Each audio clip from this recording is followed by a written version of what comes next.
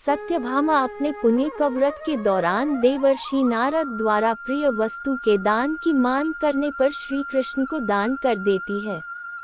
तब नारद मुनि श्री कृष्ण को अपना दास समझकर उन्हें रसोई घर में अपने लिए कलेवा और चटनी बनाने के लिए ले जाते हैं। ये देखकर सत्यभामा को अपनी भूल का एहसास होता है कि मैंने ये क्या कर दिया। रुक्मिणी सत्यभामा से कहती है कि तुमने बगैर सोचे समझे द्वारिकाधीश को दान कर दिया। ये सुनकर जामवंती कहती है, दीदी बहन सत्यभामा से जो भूल हो गई है उसका फल हम सबको भोगना पड़ेगा। यदि देवर्षि नारद द्वारिकाधीश को साथ ले गए तो हम सब जीते जी ही मर जाएंगे।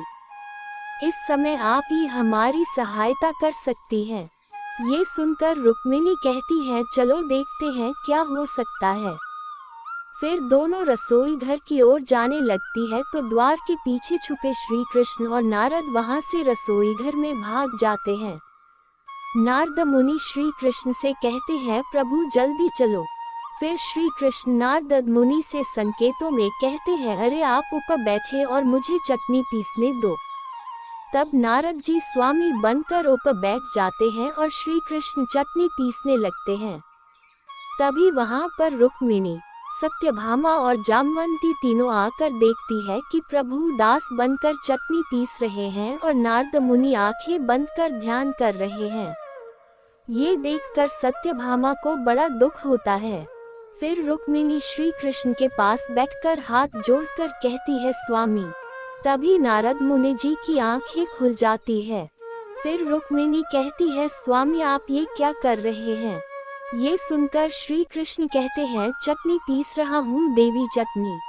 ये सुनकर रुक्मिणी कहती है, चटनी। द्वारिका राज्य का अधीश्वर चटनी पीस रहा है। इस पर श्री कृष्ण कहते हैं, हाँ। फिर रुक्मिणी कहती है, ये कैसी विडंबना है प्रभु। तब श्री कृष्ण कहते हैं, ये कोई विडंबना नहीं है देवी। इस समय मैं द्वारिकाधीश नहीं हूँ। इस समय मैं तो देवर्षि नारद का केवल एक सेवक हूँ। ये सुनकर रुक्मिणी सहित तीनों चौंक जाती है। रुक्मिणी कहती है, सेवक, त्रिलोकी का नाथ एक ब्राह्मण पुरोहित का सेवक, ये कायाकल्प मेरी कल्पना में नहीं आता प्रभु। ये सुनकर श्री कृष्ण भी रुक्मिणी के साथ खड़े होकर कहते हैं, ये कल्पना की बात नहीं देवी, यथार्थ की बात है। मेरी पत्नी ने इस पुरोहित को मुझे दान में दे दिया है। हाँ। ये कहकर श्री कृष्ण हंसने लगते हैं और नारद जी प्रसन्न हो जाते हैं। ये सुनकर रुक्मिणी कहती है, पत्नी ने दान में दिया है, परंतु मैंने तो आपको दान में नहीं दिया है। इस पर नारद मुनि कहते हैं कि देवी सत्यभामा ने इन्हें दान कर दिया है। सत्यभामा इनकी पत्नी है कि नहीं। इस पर रुक्मिणी कहती है कि इस बात से मुझे कोई मतलब नहीं, आप केवल इतना बताइए कि मैं इनकी पत्नी हूँ कि नहीं। इस पर नारद जी कहते हैं, हाँ हाँ परंतु। तभी बीच में ही रुक्मिणी कहती है, परंतु वरंतु कुछ नहीं। फिर रुक्मिणी श्री कृष्ण से पूछती है कि आप ही बताइए कि मैं आपकी पत्नी हूँ कि नहीं। इस पर नारद मुनि श्री कृष्ण दोनों एक दूसरे की ओर देखते हैं। ये सुनकर श्री कृष्ण कहते हैं, अवश्य, बल्कि आप तो हमारी प्रथम पत्नी हैं। ये सुनकर रुक्मिणी कहती है, हाँ तो अब आप बताइए मुनिवर कि आप मेरी अनुज्ञा के बिना मेरे पति को आप अपना दास बनाकर कैसे ले आए। ये सुनकर नारद जी श्री कृष्ण की ओर देखने लगते हैं तो रुक्मिणी कहती है कि मेरे पति पर आपका क्या अधिकार है। ये सुनकर नारद जी कहते हैं, आपके पति पर मेरा कोई अधिकार नहीं है देवी। ये सुनकर रुक्मिणी कहती है, ठीक, इसीलिए मैं अपने पति को अपने साथ लेकर जा रही हूँ। ये कहकर रुक्मिणी श्री कृष्ण का हाथ पकड़कर उन्हें ले जाने लगती है तो नारद जी श्री कृष्ण से कहते हैं, नारायण चटनी चटनी। ये सुनकर श्री कृष्ण हाँ हाँ कहते हुए पुनः चटनी पीसने लग जाते हैं। ये देखकर तीनों को समझ में नहीं आता कि अब क्या करें। तब तीनों उन्हें जबरदस्ती ले जाने का प्रयास करती हैं तो नारद मुनि खड़े होकर उनका नारायण नारायण कहते हुए रास्ता रोक लेते हैं और फिर कहते हैं, ब्राह्मण से इस प्रकार धोखा नहीं होने दूंगा देवी। श्री कृष्ण अब मेरी संपत्ति है मेरी। सत्यभामा ने इन्हें दान कर दिया है। इस पर रुक्मिणी कहती है, परंतु श्री कृष्ण अकेले सत्यभामा के तो नहीं है, मेरे भी हैं। ये सुनकर जामवंती भी कहती है, और मेरे भी हैं। ये सुनकर नारद मुनि पूछते हैं, सत्यभामा के भी हैं? इस पर रुक्मिणी कहती है, हाँ। ये सुनकर नारद जी कहते हैं, तो इसका ये अर्थ हुआ कि श्री कृष्ण में आप सबका हिस्सा है। ये सुनकर रुक्मिणी कहती है, हाँ। तब नारद जी कहते हैं, तो इसका ये अर्थ भी हुआ कि सत्यभामा केवल अपने हिस्से का कृष्ण दान कर सकती है, आपके हिस्से का नहीं। ये सुनकर रुक्मिणी सोच में पड़ जाती है और फिर कहती है, बिल्कुल। ये सुनकर नारद मुनि कहते हैं, इसका मतलब ब्राह्मण के साथ धोखा हो गया। संपत्ति के और हिस्सेदार भी निकल आए। चलो कोई बात नहीं, पूर्ण त्रिलोकीनाथ ना सही, अर्थ त्रिलोकीनाथ ही सही।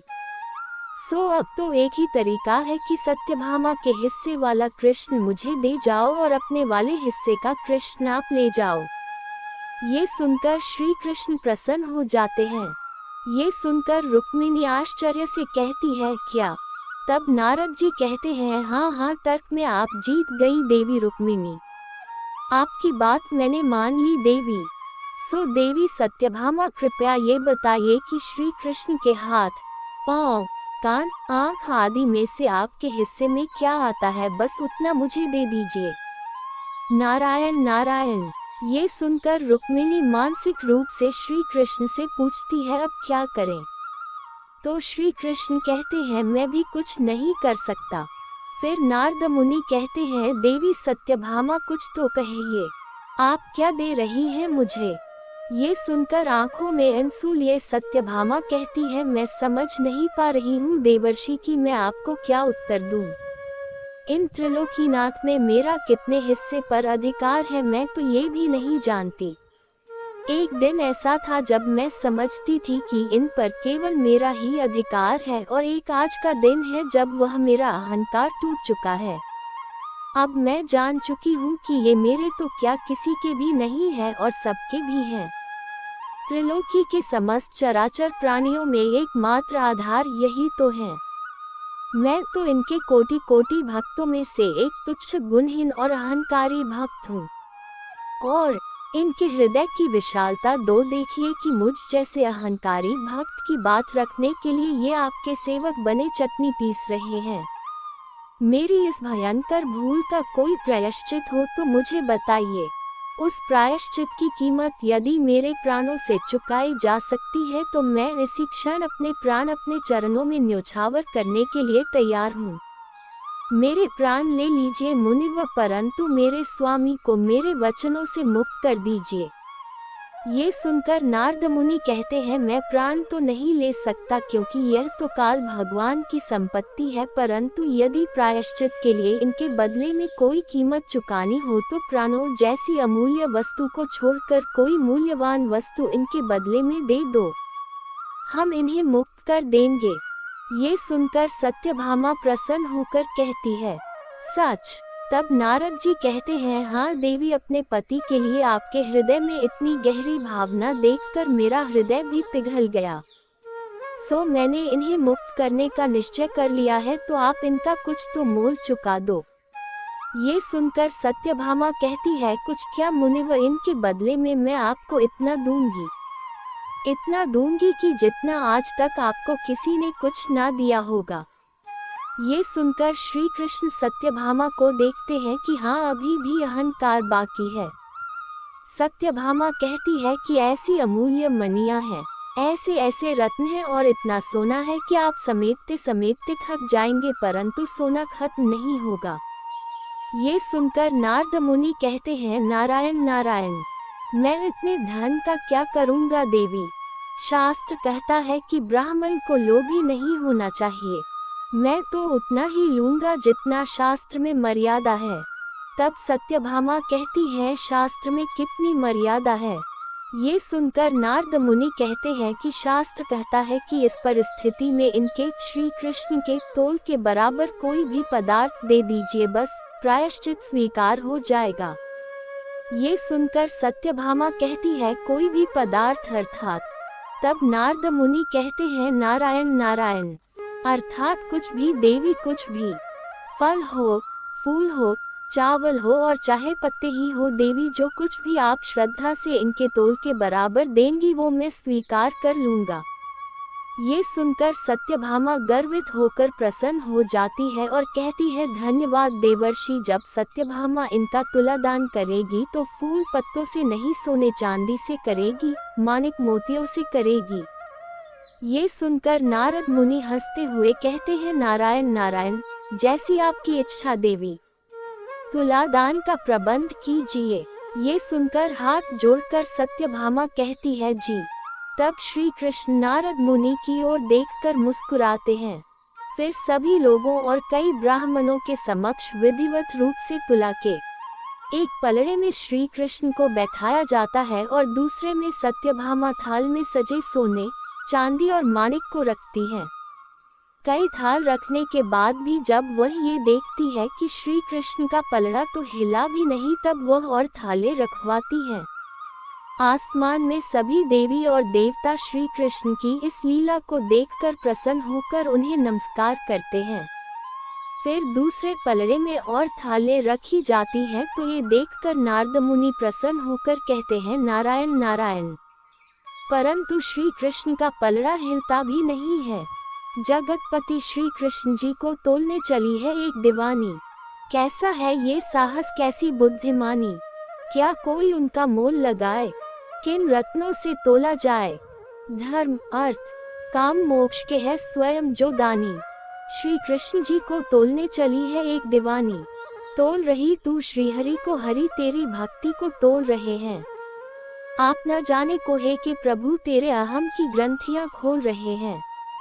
थाल पर थाल रखे जाते हैं लेकिन श्री कृष्ण का पलड़ा भारी ही रहता है। ये देखकर सत्यभामा बहुत ही अचंभित हो जाती है। श्री कृष्ण सत्यभामा की ओर देखकर मुस्कुराते हैं। सत्यभामा असमंजस में पड़ जाती है कि अब क्या करूं। श्री कृष्ण सत्यभामा की ओर ही देखते रहते हैं। वहां रखा सारा सोना चांदी आदि समाप्त हो जाते हैं। तब सत्यभामा दासियों से कहती है जाओ और लेकर आओ। तब खजाने से और माणिक्य आदि लाकर रखे जाते हैं, परंतु स्थिति जस की तस रहती है। सत्यभामा का चेहरा असमंजस से भरा रुआंसा हो जाता है। अंत में सत्यभामा निराश भाव से श्री कृष्ण की ओर देखती है। तब श्री कृष्ण भी सत्यभामा की ओर देखकर मुस्कुराते हैं। फिर रुक्मिणी को सत्यभामा पर दया जा जाती है। तब नारद जी कहते हैं देवी सत्यभामा नारायण नारायण। तब सत्यभामा कहती है इतने पर भी द्वारिकाधीश वहीं के वहीं बैठे हैं।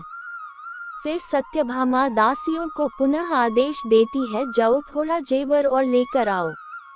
दासियां जाकर देखती हैं तो सब कुछ खाली हो चुका होता है। वो पुनः आकर सत्यभामा से कहती है महारानी जी अब कुछ भी नहीं बचा है। ये सुनकर सत्यभामा अचंभित हो जाती है।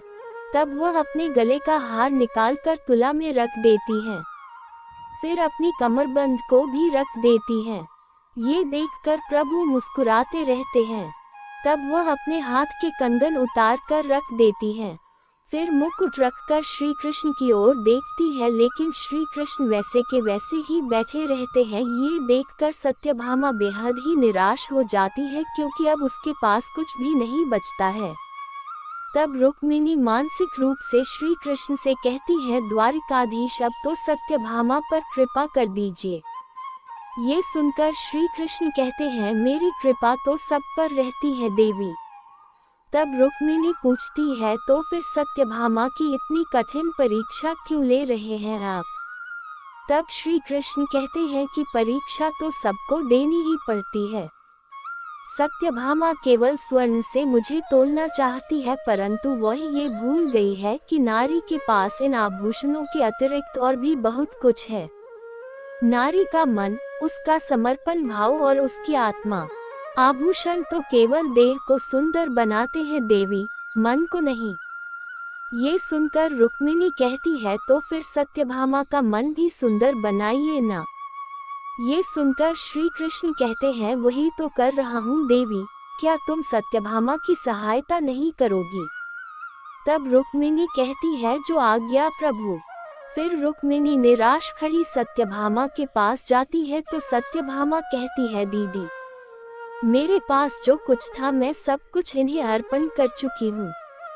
तब रुक्मिणी कहती है, सत्यभामा, अभी सब कुछ कहाँ अर्पण किया है तुमने? फिर रुक्मिणी अंगूठी की ओर संकेत करके कहती है, ये देखो, ये मुद्रिका अभी भी तुम्हारे पास है।